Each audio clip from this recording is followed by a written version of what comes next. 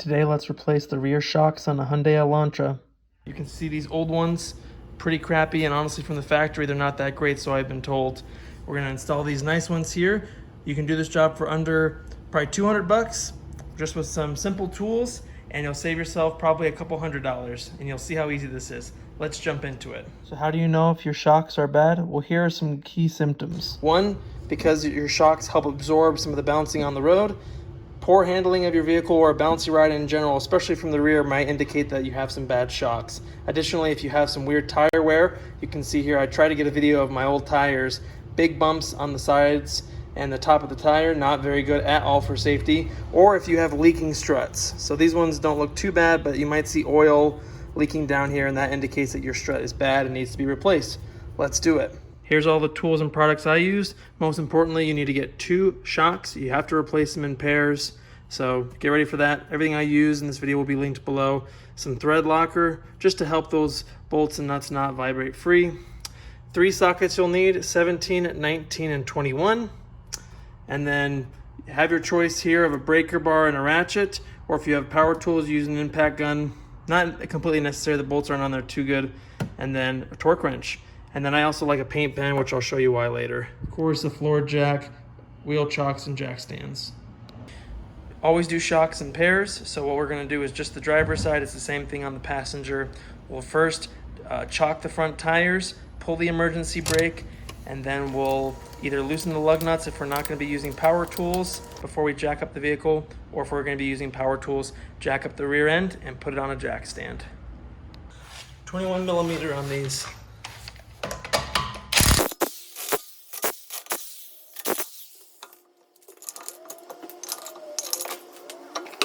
I like to throw the tire underneath the vehicle just in case it falls. It doesn't fall on you, but falls on your tire. So coming in here, here's the shock that we need to replace. It's held in by 1 bolt here at the top. And then if we come around here on the back, you can see the bottom of the shock, and there's 1 nut.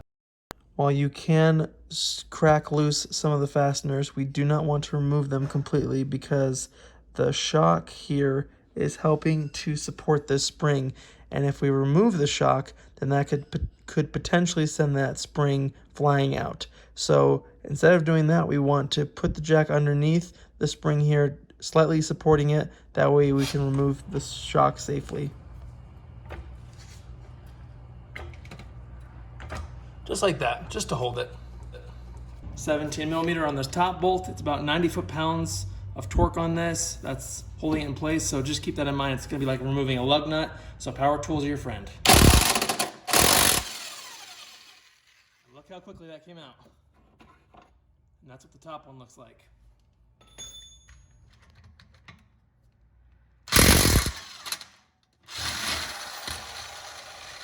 And out here on the other side, underneath this line, just gotta fish this through, and there you go. That's the bottom one. Now, obviously, when you're undoing that last bolt, whether you do the top or the bottom, just make sure to hold the shock in place. It might fall. In this case, it didn't. As you can see here, this one was actually leaking. So good thing we're replacing these. Make sure your shocks look about the same. They should be about the same length. Might be a little bit longer or shorter, not a big deal because they do collapse and expand a little bit. So I'm just gonna get this ready to go. Just to save you some headache, make sure that both holes are facing the same direction. So you might have to twist, just so when you install it, you don't have to fight it with it. Since this is working with the suspension, obviously a high vibration area, I like to throw some blue Loctite just to prevent these bolts from working themselves loose. Better to be safe than sorry. Just put some on the threads. All right, now we can fish our new shock through. Doesn't matter which end you do first. I'm gonna do the top.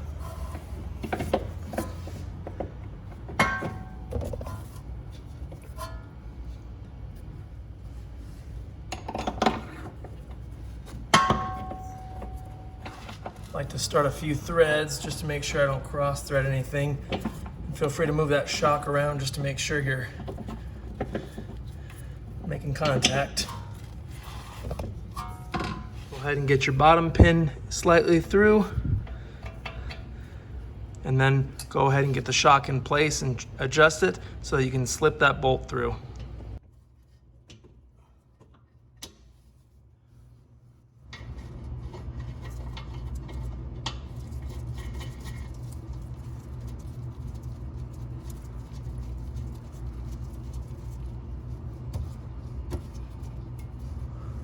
Now that we got the bottom hand threaded in, I'm going to use a ratchet here just to speed up the process rather than going right in with power tools and potentially stripping. 87 foot-pounds here on the top bolt.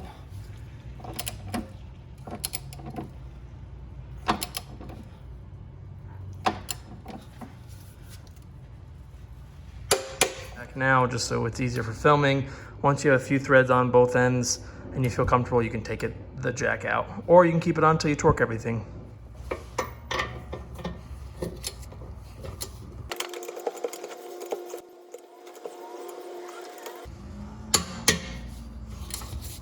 In case you're nervous about the bolts getting vibrated loose or if you didn't tighten them enough, what you can do, and there's nothing wrong with this, is put witness marks. So I just use a little paint pen, mark on the bolt, and then maybe on the body right here, so that when I look straight on, I'll know if this bolt has gone to the left, that it's slowly loosening. And just like that, our new shocks are installed.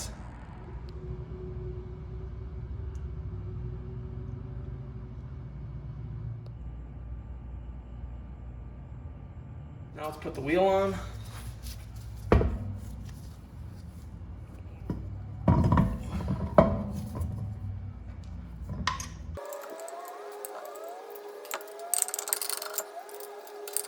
Using power tools, stitch it up in a crisscross pattern.